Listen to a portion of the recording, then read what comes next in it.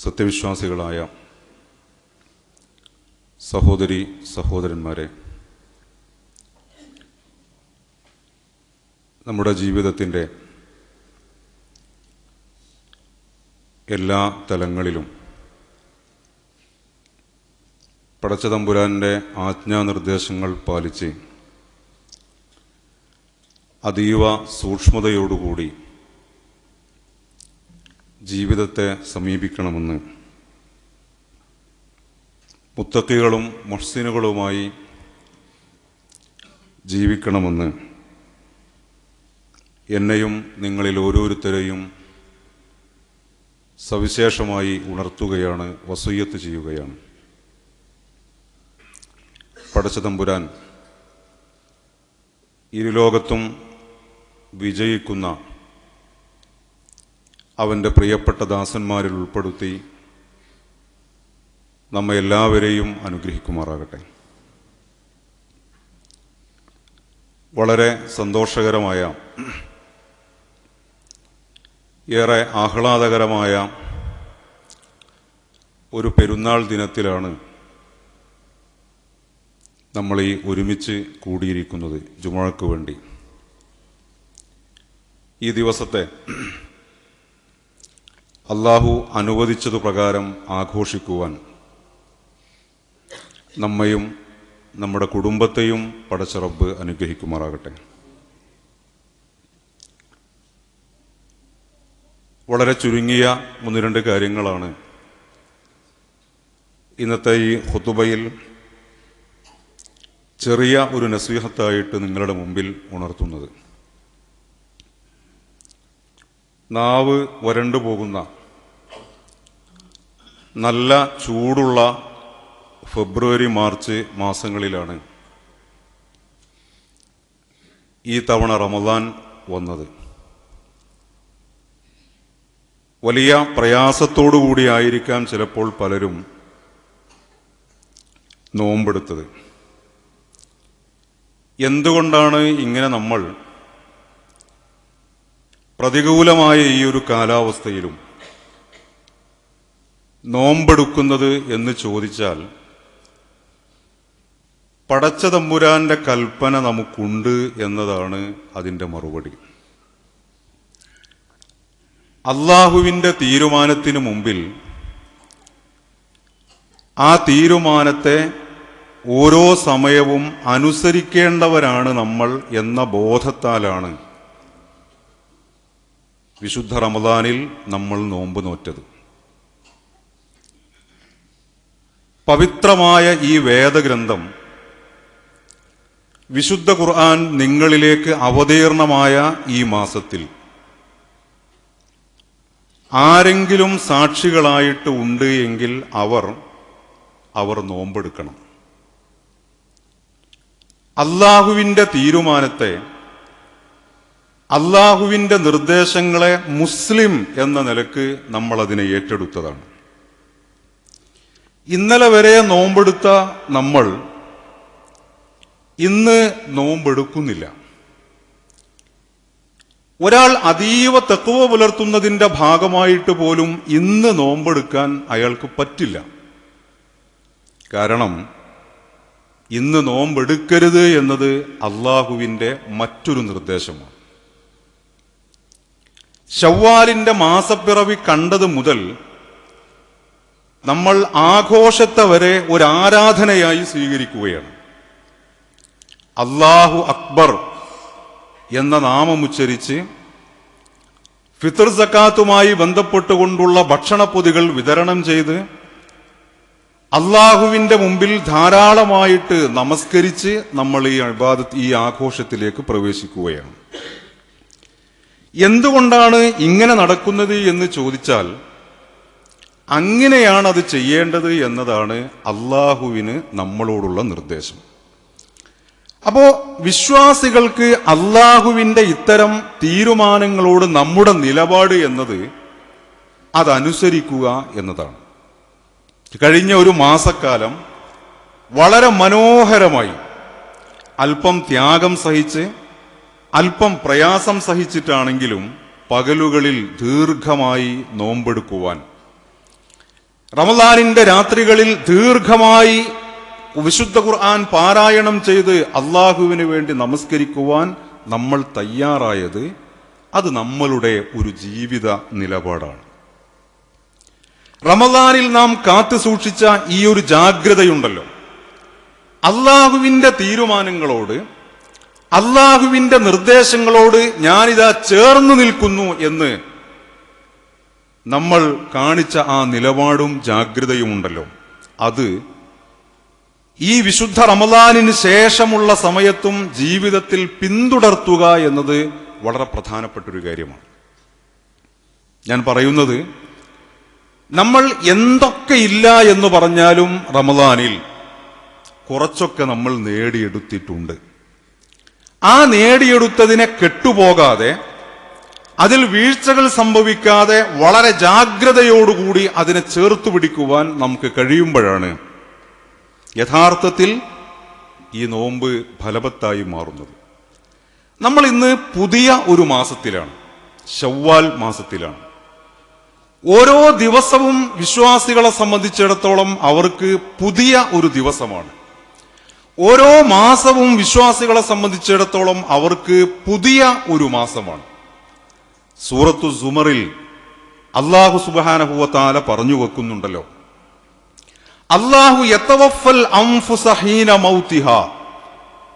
അല്ലാഹു സുബ്ഹാനഹു വ തആല മനുഷ്യന്റെ ആത്മാവിനെ പിടികൂടുന്നത് അവരുടെ മരണസമയത്താണ്.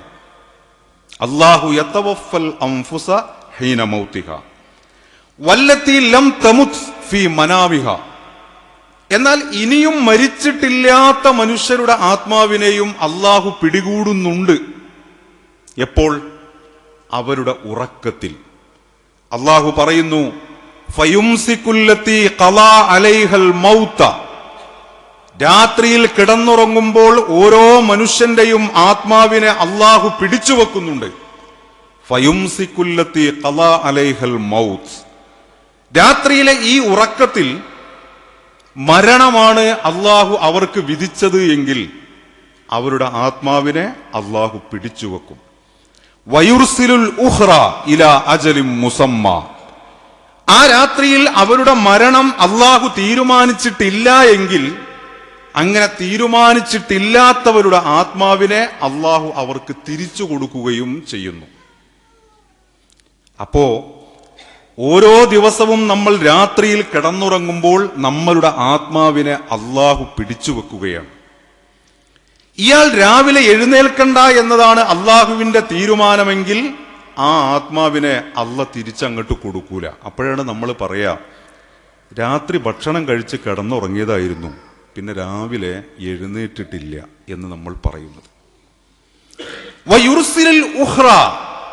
എന്നാൽ ചില മനുഷ്യരെ സംബന്ധിച്ചിടത്തോളം അവരുടെ ആത്മാവിനെ അല്ലാഹു പിടിച്ചു വച്ചതിന് ശേഷം അവർക്ക് തന്നെ തിരിച്ചു കൊടുക്കുന്നു. ഇലാ അജലിൻ മുസമ്മ. നിർണിതമായ, വളരെ കൃത്യമായ ഒരു അവധി വെച്ചിട്ടാണ് അവർക്ക് ആ ആത്മാവിനെ അല്ലാഹു തിരിച്ചു കൊടുക്കുന്നത്. ഓരോ ദിവസവും നമുക്ക് പുതിയതാണ്. ഇന്ന് ജീവിച്ചിരിക്കുക എന്ന് പറയുന്നത് നമ്മളുടെ ഒരു അവകാശമൊന്നും അല്ല.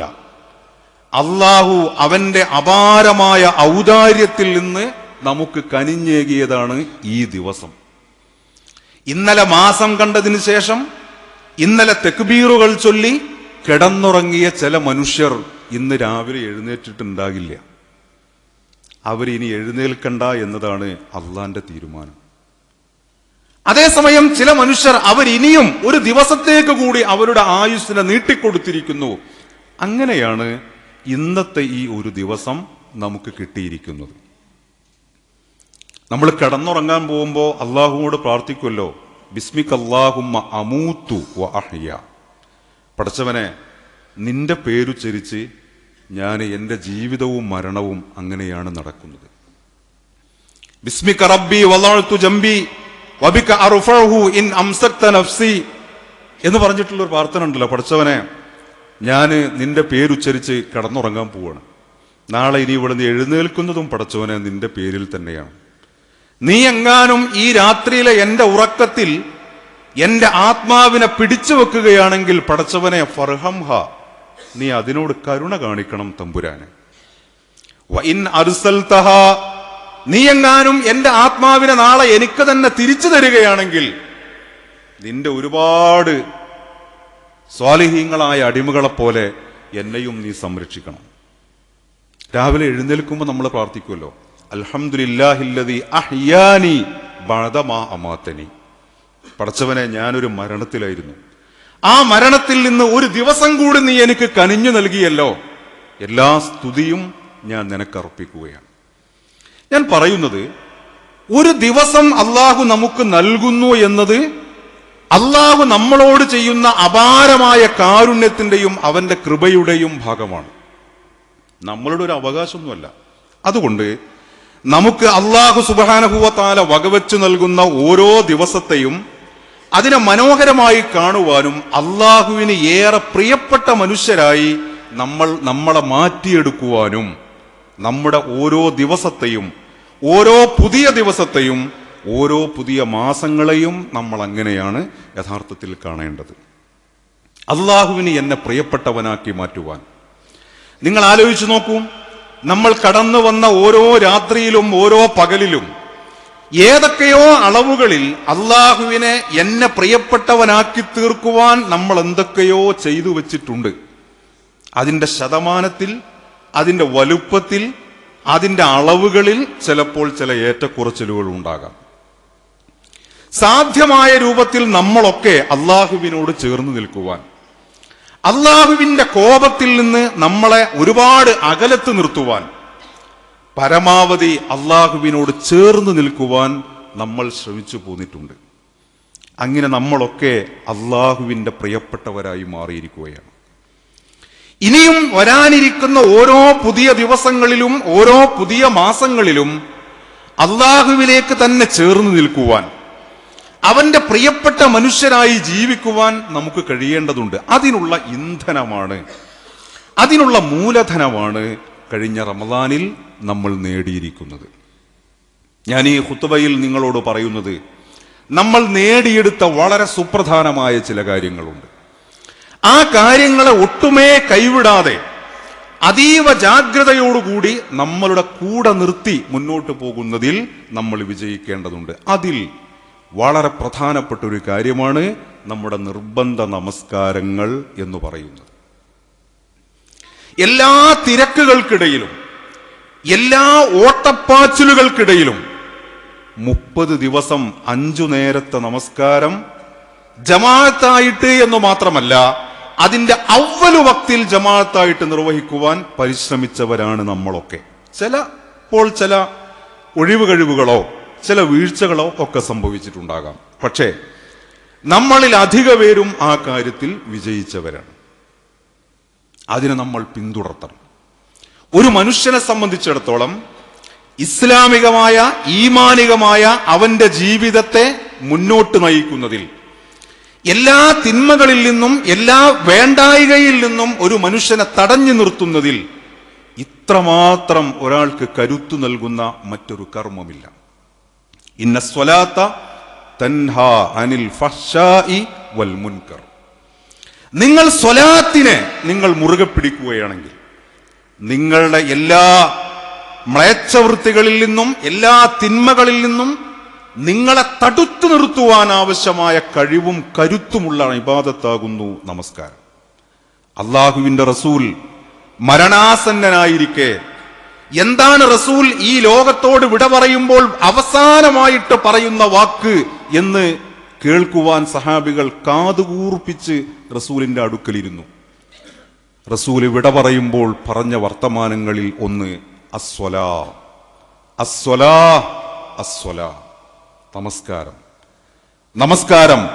ഒരു മനുഷ്യനിൽ ജീവന്റെ തുടിപ്പ്, ആ തുടിപ്പാണ് യഥാർത്ഥത്തിൽ നമസ്കാരം. അതുകൂടി അറ്റുപോയാൽ കഴിഞ്ഞു. ഇസ്ലാം എന്ന് പറയുന്നത് ഒരുപാട് ഇഴകളുള്ള ഒരു കയറാണ്.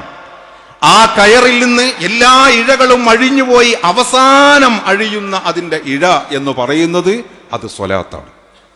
സ്വലാത്ത് കൂടി നമസ്കാരം കൂടി ഒരു മനുഷ്യനിൽ നിന്ന് നഷ്ടപ്പെട്ടു എന്ന് പറഞ്ഞാൽ അതിനർത്ഥം ഇനി കാണേണ്ടവർക്കൊക്കെ കാണാം, ഇയാൾക്ക് ജീവനറ്റു എന്നതാണ്. അതുകൊണ്ട് ഒരു മാസം അതീവ ജാഗ്രതയോടുകൂടി നാം ഏറ്റെടുത്ത, അതീവ ഗൗരവത്തോടുകൂടി നമ്മൾ ഏറ്റെടുത്ത അവ്വലു വക്തിലെ സ്വലാത്ത് എന്നതിനെ വിട്ടുവീഴ്ചയില്ലാതെ മുറുകെ പിടിക്കുവാൻ നമുക്ക് കഴിയേണ്ടതുണ്ട് എന്നതാണ് ഒന്നാമതായിട്ട് ഓർമ്മപ്പെടുത്തുന്നത്. രണ്ടാമതൊരു കാര്യം വിശുദ്ധ ഖുർആനുമായിട്ടുള്ള നമ്മളുടെ ബന്ധമാണ്. റമദാനിൽ ഒരാവൃത്തി വിശുദ്ധ ഖുർആൻ വായിച്ചു തീർത്തവരാണ്, പാരായണം ചെയ്തു തീർത്തവരാണ് നമ്മളിൽ അധികവും. ചിലരെങ്കിലും വിശുദ്ധ ഖുർആനിന്റെ കുറച്ചു ഭാഗങ്ങളെങ്കിലും വളരെ വിശദാംശങ്ങളോടുകൂടി വായിച്ചു പഠിച്ചു മനസ്സിലാക്കിയവരാണ്. മറ്റു ചിലരാകട്ടെ ഖുർആനിനെ ചിലപ്പോൾ ഹിഫ്ളാക്കുവാൻ വേണ്ടി ശ്രമിച്ചവരാണ്. വേറെ ചിലർ വിശുദ്ധ ഖുർആനുമായി ബന്ധപ്പെട്ടുകൊണ്ടുള്ള വ്യത്യസ്തങ്ങളായ സംഭവങ്ങളും ചരിത്രങ്ങളും കഥകളുമൊക്കെ വായിച്ചെടുക്കുവാൻ ശ്രമിച്ചവരാണ്.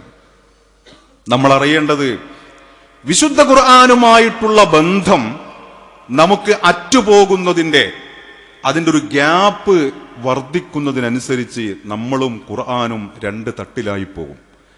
പ്രവാചകൻ സല്ലല്ലാഹു അലൈഹി വസല്ലം പറഞ്ഞല്ലോ, തആഹദു ഹാദൽ ഖുർആൻ, നിങ്ങൾ ഈ ഖുർആനുമായിട്ടുള്ള ബന്ധം നിങ്ങൾ പതിവാക്കണം. റസൂൽ ഉദാഹരിക്കുന്നത് ഒരൊട്ടകം അതിന്റെ കയറ് പൊട്ടിച്ചിട്ട് ചാടിപ്പോകുന്നതിനേക്കാൾ വേഗതയിൽ വിശുദ്ധ ഖുർആൻ ഒരാളിൽ നിന്ന് ഇറങ്ങിപ്പോകും, ചാടിപ്പോകും.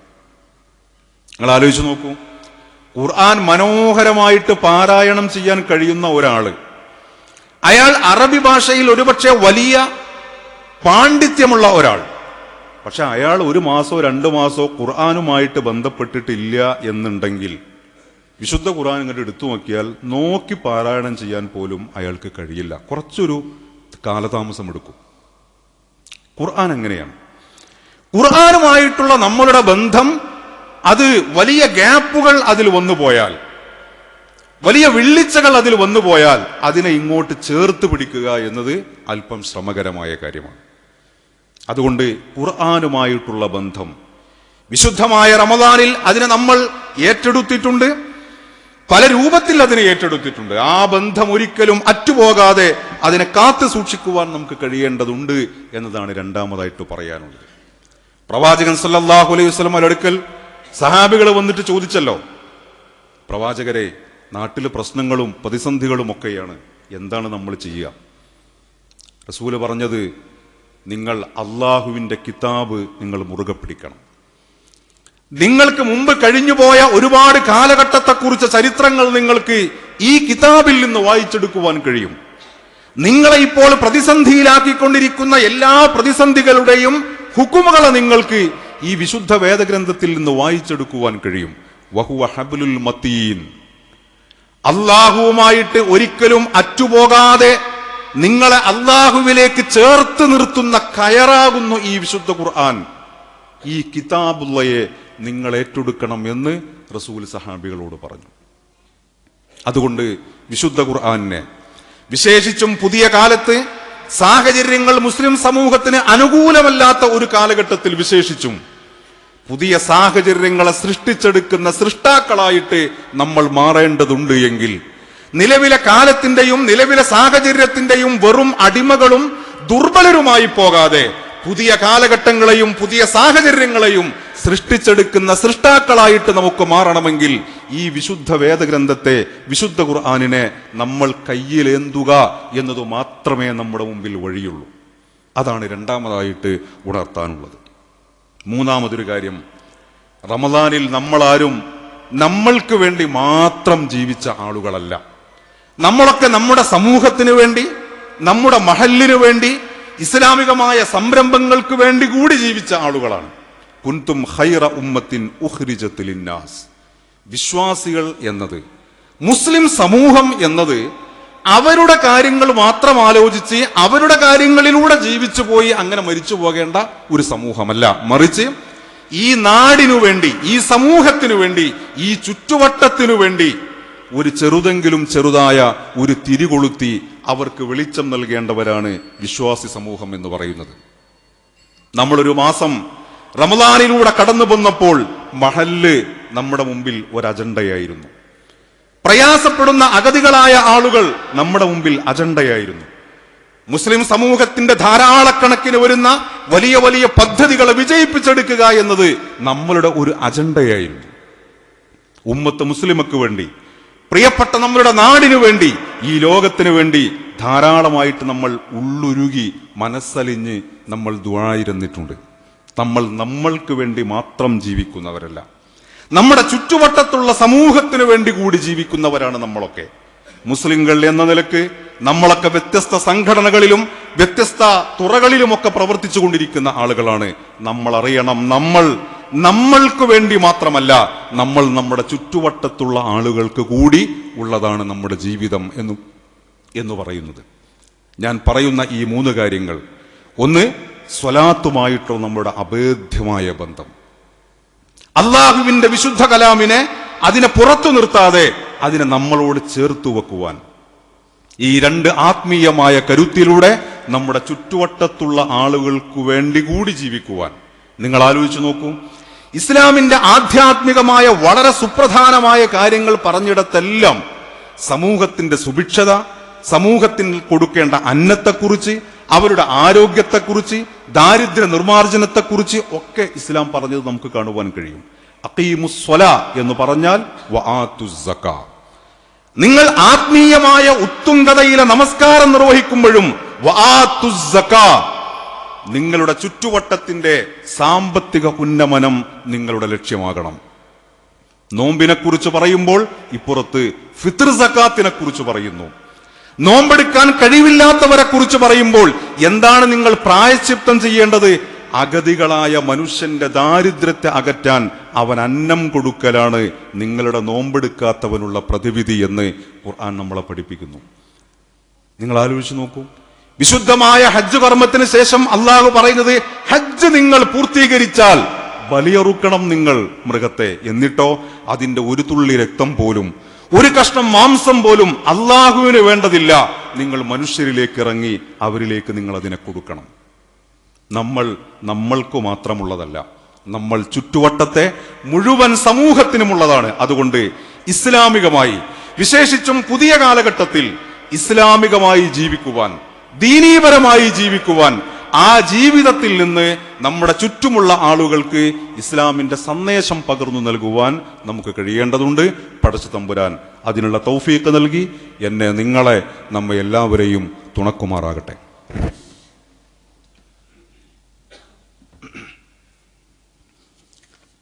അൽഹംദുലില്ലാഹിൽ വാഹിദിൽ അഹദ് നഹ്മദുഹു വനസ്തഈനുഹു വനസ്തഗ്ഫിറുഹു.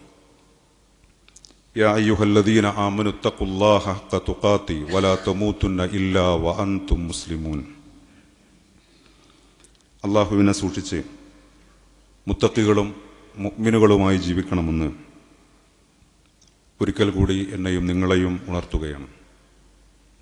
അല്ലാഹു സുബ്ഹാനഹു വ തആല നാം ഏവരെയും അനുഗ്രഹിക്കുമാറാകട്ടെ. വളരെ സന്തോഷകരമായ ഈ പെരുന്നാൾ ദിവസത്തെ അല്ലാഹു സുബ്ഹാനഹു വ തആല അനുവദിച്ചത് പ്രകാരം ആഘോഷിക്കുവാനുള്ള സാഹചര്യം നൽകി അല്ലാഹു നമ്മളെ തുണക്കുമാറാകട്ടെ. ഈ ദിവസം ഈദ്ഗാഹിൽ വരാൻ കഴിയാതെ, ജുമുഅ നമസ്കാരത്തിന് പള്ളികളിൽ വരാൻ കഴിയാതെ ആരോഗ്യപരമായി പ്രയാസമനുഭവിച്ചു കൊണ്ടിരിക്കുന്ന കുറേ സുഹൃത്തുക്കൾ നമ്മുടെ കൂട്ടത്തിൽ, നമ്മുടെ കുടുംബങ്ങളിൽ, നമ്മുടെ നാടുകളിൽ ഒക്കെയുണ്ട്. പടച്ച തമ്പുരാൻ അവർക്ക് പരിപൂർണമായ ശിഫ നൽകി അനുഗ്രഹിക്കുമാറാകട്ടെ. കൂടുതൽ ആരോഗ്യവും ആയുസ്സും അവർക്കും നമുക്കും അള്ളാഹു നൽകി അനുഗ്രഹിക്കുമാറാകട്ടെ. നമ്മുടെ കൂട്ടത്തിൽ നിന്ന് വളരെ പ്രധാനപ്പെട്ട പലരും വിട പറഞ്ഞു പോയിട്ടുണ്ട്. പ്രിയപ്പെട്ട നമ്മുടെ മാതാപിതാക്കൾ, നമ്മുടെ ബന്ധുമിത്രാദികൾ, കൂട്ടുകുടുംബക്കാർ, നാട്ടുകാർ, പടച്ചവനെ അവർക്കെല്ലാം മഗ്ഫിറത്ത് നൽകി, മർഹമത്ത് നൽകി നീ അനുഗ്രഹിക്കണേ തമ്പുരാനെ. പടച്ചവനെ, ജീവിതത്തിൽ ഇസ്ലാമിന് വേണ്ടി, നീതിക്ക് വേണ്ടി, ധർമ്മത്തിന് വേണ്ടി പണിയെടുത്തതിൻ്റെ പേരിൽ ഒട്ടനേകം ആളുകൾ ജയിലുകളിൽ പ്രയാസം അനുഭവിച്ച് കഴിയുന്നുണ്ട്. അവർക്ക് നീ സ്വാതന്ത്ര്യം പ്രദാനം ചെയ്യണേ തമ്പുരാനെ. കൂടുതൽ സബ്ർ നൽകി, കൂടുതൽ ഈമാൻ നൽകി അവരെയും അവരുടെ കുടുംബത്തെയും നീ അനുഗ്രഹിക്കണേ തമ്പുരാനെ. ഉമ്മത്ത് മുസ്ലിമയെ നീ അനുഗ്രഹിക്കണേ തമ്പുരാനെ. റമദാനിൽ ഞങ്ങൾ അനുഷ്ഠിച്ച നോമ്പുകൾ, ഞങ്ങളുടെ നമസ്കാരങ്ങൾ, ഞങ്ങളുടെ സദഖകൾ, സകാത്തുകൾ, ദിക്റുകൾ, ദുആവുകൾ എല്ലാം പടച്ചവനെ നീ ഞങ്ങളിൽ നിന്ന് കബൂൽ ചെയ്യണേ തമ്പുരാനെ. എന്തെങ്കിലുമൊക്കെ വീഴ്ചകൾ മനുഷ്യനെന്ന നിലക്ക് ആ കർമ്മങ്ങളിൽ സംഭവിച്ചു പോയിട്ടുണ്ടെങ്കിൽ നീ ഞങ്ങളോട് പൊറുക്കണേ തമ്പുരാനെ. പടച്ചവനെ, ഞങ്ങളുടെ പ്രിയപ്പെട്ട മാതാപിതാക്കളെ നീ അനുഗ്രഹിക്കണേ നാഥ. ഞങ്ങളുടെ പ്രിയപ്പെട്ട മക്കളെ നീ അനുഗ്രഹിക്കണേ തമ്പുരാനെ.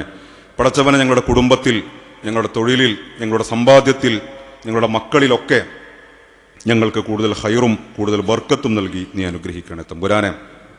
നിന്നെ കണ്ടുമുട്ടുന്ന ദിവസം സന്തോഷത്തോടുകൂടി നിന്നെ കാണുവാൻ, പടച്ചവനെ, നിന്നെ കണ്ട് ഹിസാബില്ലാതെ നാളെ നിന്റെ സ്വർഗത്തിലെത്തിച്ചേരുവാൻ നീ തുണക്കണേ തമ്പുരാനെ. അല്ലാഹുമ്മ ഗ്ഫിർ ലിൽ മുഅ്മിനീന വൽ മുഅ്മിനാത്ത് വൽ മുസ്ലിമീന വൽ മുസ്ലിമാത്ത് അൽഅഹ്യാഇ മിൻഹും വൽ അംവാത്ത് ഇന്നക മുജീബു ദഅവാതി യാ ഖാദിയൽ ഹാജാത്ത് طيب ثراهم وجعل الجنة مأواهم. اللهم أجرنا من النار، اللهم أجرنا من النار، اللهم أجرنا من النار، ولا تشفي خلقنا بالنار، ولا تجعلنا من حطب النار. اللهم زدنا علما نافعا وعملا متقبلا ورزقا حلالا. اللهم ربنا لا تزغ قلوبنا بعد إذ هديتنا وهب لنا من لدنك رحمة إنك أنت الوهاب. ربنا هب لنا من أزواجنا وذرياتنا قرة أعين واجعلنا للمتقين إماما. ربنا تقبل منا إنك أنت السميع العليم وتب علينا إنك أنت التواب الرحيم واغفر لنا يا غافر المذنبين. سبحان ربك رب العزة عما يصفون وسلام على المرسلين والحمد لله رب العالمين.